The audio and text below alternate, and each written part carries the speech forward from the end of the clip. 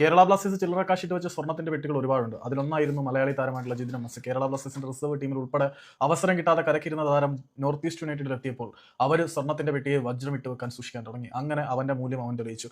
അതുകൊണ്ട് തന്നെ north east യുണൈറ്റഡിന്റെ പോസ്റ്റർ ബോയ്സിൽ ഒരാളായി മാറാൻ ഈ മലയാളി താരത്തിന് കഴിഞ്ഞു. അതുകൊണ്ട് തന്നെ അവർ തങ്ങളുടെ ഏറ്റവും വിശ്വസ്തനായ താരമായി പരിഗണിച്ച് 2028 വരെ ജിതിൻ എം എസ് എന്ന മലയാളി താരത്തിന് കോൺട്രാക്ട് എക്സ്റ്റെൻഡ് ചെയ്ത് കൊടുത്തു.